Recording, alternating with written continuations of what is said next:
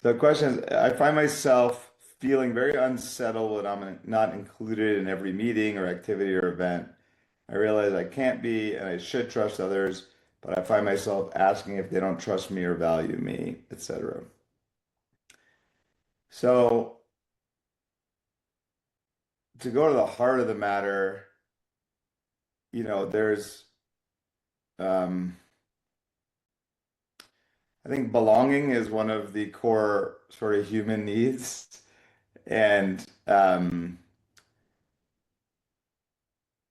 if we perceive like our sense of belonging as, or if we have like an experience of life where we don't feel like that need has been met, we'll tend to be particularly sensitive to it. One of the things I say to clients is, you know, it's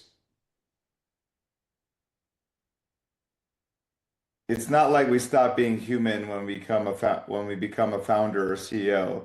So all of our lifelong and childhood patterns, human patterns, show up.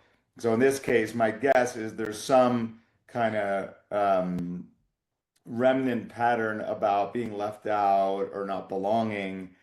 In effect, what happens is we superimpose the past onto the present, right? Maybe in middle school, no one saved the seat for you at the table, and you felt this really deep wound of like being rejected and not belonging.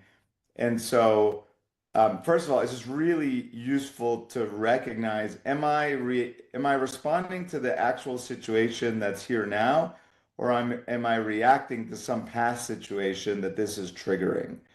And this sounds like one where it's really some past situation that's being triggered because generally as a founder and CEO, people are not excluding you from the meeting because they don't want you there or value you.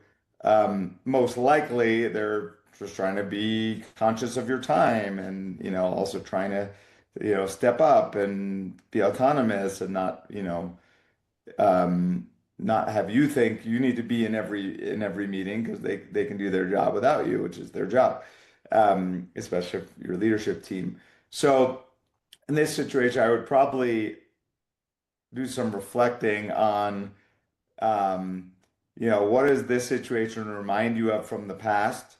Or I might even ask a client, like, how far back would you have to go to find a version of you that didn't feel a sense of being left out?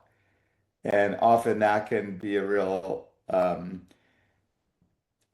illuminating, like, oh yeah, this is really my, 10-year-old self showing up here. Because it's like, it's weird being human. We're almost like a nested consciousness of all of our previous ones. So it's like, yeah, you might be 36 now, but your 10-year-old self is still in you. And it's like, oh, I feel rejected. And so that one may just need some love from you. You can actually almost like reparent yourself, right? It's like, what does your 10-year-old self need to hear? Or, there's like, internal family systems is an approach where you really kind of connect with these different parts of yourself and listen and bring, self-compassion and love. And so I might, if I was with a client, I might dialogue with this younger self who felt left out and rejected and just give them some love and let them know that like middle school kids are idiots and it didn't mean anything about you or your lovability or value.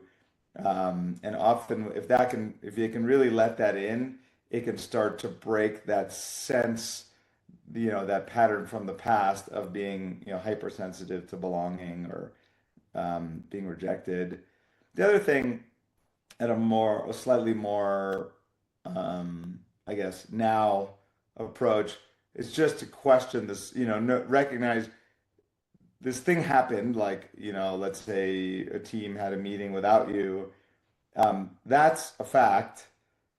The fact is not impacting you. Your mind is generating a story that they didn't want to include you or they don't think you're valuable. And so sometimes really just recognizing, oh, that's just a story that my mind is making up, and then asking, one of two questions. One, am I willing to let go of being right about that story? Or how might the opposite of that story be true? Like they really value me. That's why they didn't include me in the meeting. And often just seeing that can kind of break the hold that that story has on you. And then you could even check it out with your team. Hey, so and so, I saw you didn't include me in this. If you're willing to be vulnerable, you could say, I made up a story that you don't value me. I just wanted to check, or that you don't, like my contributions aren't useful. And they'd likely say, oh my God, no, we'd love to have you there. We were just trying to honor your time. Or, from my experience, most of the time, the sort of negative fear-based stories our mind generates are either not true or the literal opposite is true.